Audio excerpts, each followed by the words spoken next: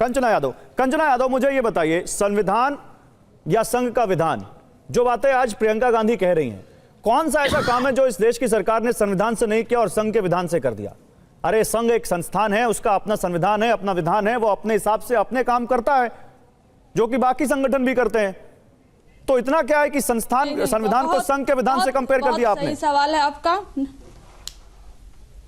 नहीं कंपेयर करूंगी और 10 सेकंड में आपको मैं एक डेटा दिखाऊंगी। और अभी रिसेंट का 2-4 दिन में रिजल्ट आया, मध्य प्रदेश में इनकी सरकार है, भारतीय जनता पार्टी की सरकार है, और 91 गायनेकोलॉजिस्ट की सीट पर 100% वाइबा से और भर्ती हुआ। और आपको मैं प्रिंट नहीं ले पाई हूं, देख के ताज्जुब होगा कि 32 सीट उसमें जनरल की है और 75 से ऊपर सबको नंबर मिला है, मार्किंग मिला है इसमें। और इसकी साइट पे आप जाकर देख सकते हैं। लेकिन जहां से ओबीसी का स्टार्ट होता है वहां से नंबर 50 से कम आ जाता है, और जहां से दलित का स्टार्ट होता है वहां से नंबर 40 से कम आ जाता है। ये क्या है? ये संघवाद नहीं है तो क्या? नहीं, ये आपके हिसाब से गलत है। एक मिनट कंचना जी, ये आपके हिसाब से गलत है। देखिए, मुझे इस मुद्दे की जानकारी नहीं है, लेकिन अगर ये आपके हिसाब से गलत है तो आपको उसी संविधान के मुताबिक ताकत को है कि आप जाएं और न्याय की मांग करें इस देश में अदालतों में। उसी संविधान ने अधिकार दिया हमें। ताकत है, ये आरक्षण पर हमला है, ये संविधान पर हमला है, और इसी की बात आज संविधान पर हम लोग कर रहे हैं कि आप संविधान पर कैसे अटैक कर रहे हो। और आज का नहीं है। अरे संविधान लागू होते ही 30 नवंबर 1949 के इनके मुख पत्र, जो ऑर्गेनाइजर पत्र हुआ करता था,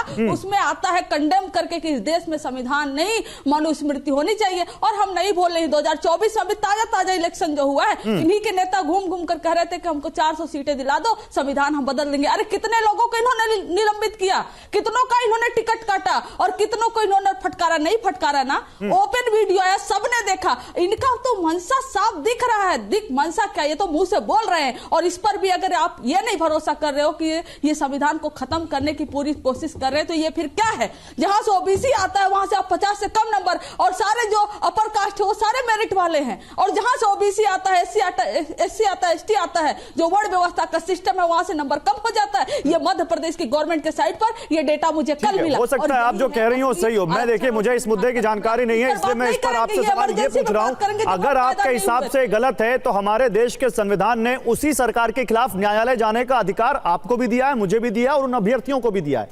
तो संविधान के तहत न्याय तो मिलेगा उनको। लेकिन सवाल यह है कि मैंने आपसे पूछा कि संघ का विधान कहां लागू हो गया, तो ये कौन सा, अगर ये अन्याय हुआ है तो अन्याय इससे पहले भी हुए और उनके खिलाफ भी आवाज उठाई जानी चाहिए, इसके खिलाफ भी उठाई जानी चाहिए अगर ये अन्याय। लेकिन संघ का विधान कहां लागू हो गया?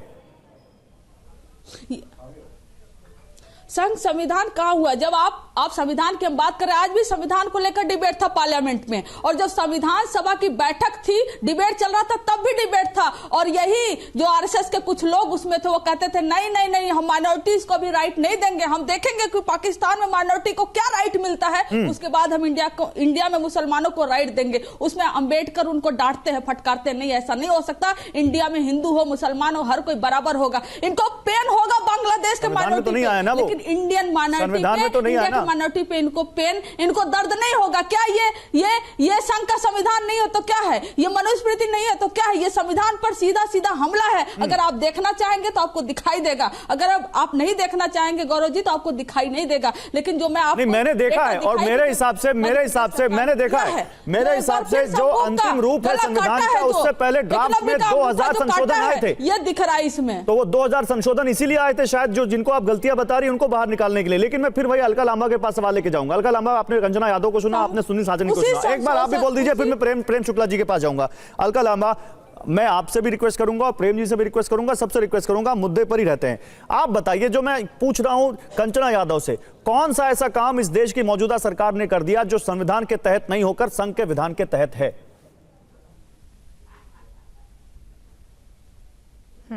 सबसे बड़ी बात, 2011 में जातिगत जनगणना हुई, 2021 में होनी है, 4 साल होने वाले, 3 साल, क्यों जातिगत जनगणना नहीं कराई जा रही? क्यों हर दलित, आदिवासी, एससी, एसटी, ओबीसी का सर्वे इस देश में नहीं होना चाहिए? क्योंकि यह संघ का विधान है। संविधान कहता है होनी चाहिए जाति जनगणना, जिसकी जितनी आबादी उस देश की संपत्ति संसाधनों में, उसका उतना हक होना चाहिए। कौन इस जाति जनगणना के आड़े आ रहा है, पूछना चाहता है ये संविधान के खिलाफ है या नहीं, हाँ या ना, साफ हो जाता है। महिला आरक्षण, आदि आबादी पूरे हक देश का संविधान कहता है पुरुष और महिलाएं बराबर है। महिला आरक्षण कानून पास होता है, लागू करने के बीच में रोड़ा कौन अटका रहा है? संघ का विधान अटका रहा है। क्यों लागू नहीं करते? क्यों महिलाएं आने वाले चुनावों में जो हुए हैं या हो रहे हैं, आरक्षण सीटों पर आने का अधिकार है ना संविधान के मुताबिक, नहीं होने दे रहे ना।